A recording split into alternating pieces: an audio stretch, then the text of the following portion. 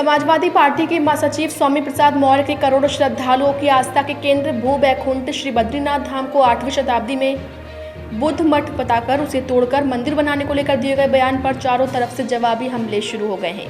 चार धाम तीर्थ पुरोहित महापंचायत का स्वामी प्रसाद मौर्य के बयान पर कड़ा विरोध जताने के बाद मुरादाबाद में बीएचपी के केंद्रीय सदस्य डॉक्टर राजकमल गुप्ता ने पलटवार करते हुए कड़ी चेतावनी दी है। बीएचपी नेता ने कहा कि स्वामी प्रसाद मौर्य का डीएनए टेस्ट होना चाहिए, सच्चाई सबके सामने आ जाएगी। स्वामी प्रसाद मौर्य खाली थाली के बैगन हैं जो कहीं भी गिर जाते हैं। वो जिस थाली में खाते हैं उसी में छेद कर देते हैं। स्वामी प्रसाद मौर्य आस्तीन के सांप हैं। उस आस्तीन के सांप को कोई अधिकार नहीं है कि वो भारत में रहे।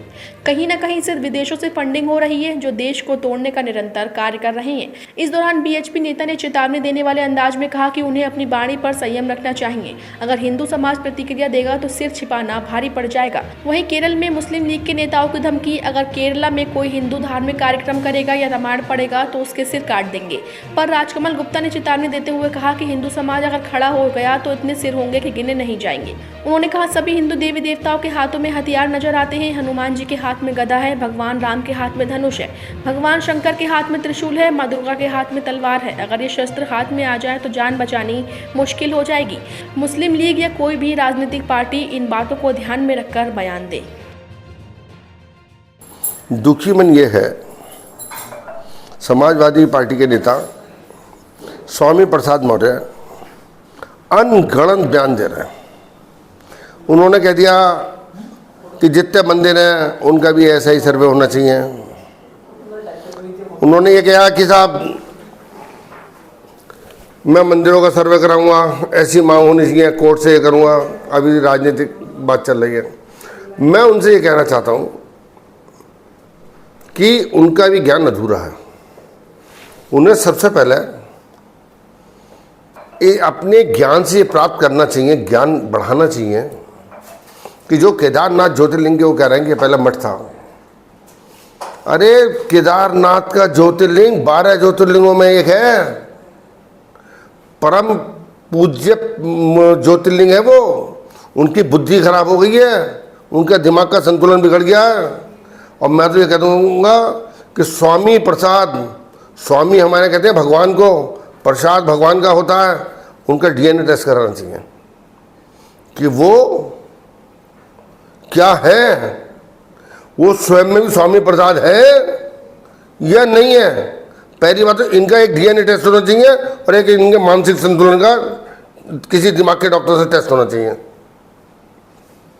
दूसरा विषय जो आहत वाला है, केरल के अंदर मुस्लिम लीग के लोगों ने ये कहा है कि यदि मंदिरों में हिंदू आएंगे, यदि मतलब कोई धार्मिक कार्य करेंगे, रामायण करेंगे, भागवत करेंगे, तो यहाँ पर उनके सिर क्लब कर दिए जाएंगे। अभी एक बात बता दूँ, हिंदू समाज ने उचित समय पर जवाब देना सीखा है। अगर हिंदू समाज खड़ा हो गया ना वहाँ का, तो ये गलियों में भी नहीं दिखेंगे और कितने सिर होंगे गिने भी नहीं जाएंगे। मुस्लिम लीग या कोई सी भी राजनीतिक पार्टी अगर बोलती है, कान खोल के सुन ले। हमारे सारे देवी देवताओं के हाथों में हथियार रहे हैं।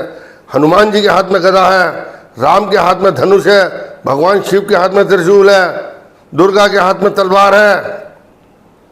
ये शस्त्र अगर सामने आ गए तो जान बचानी मुश्किल हो जाएगी। इस बात को दिमाग में रख के ऐसे स्टेटमेंट दें, ऐसे बयानबाजी ना करें।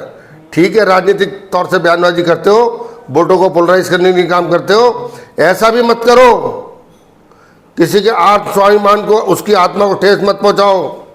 हिंदू समाज सहनशील है, शांति प्रिय है, और यदि अगर इसने कमर कस ली तो मैं ये नहीं कह रहा, मैं कह रहा हूँ पूरे देश के लोग जो इस तरीके की हरकतें कर रहे हैं अपनी जवान में काबू कर लें, नहीं तो सिर बचाने की जगह पूरी दुनिया में नहीं मिलेगी।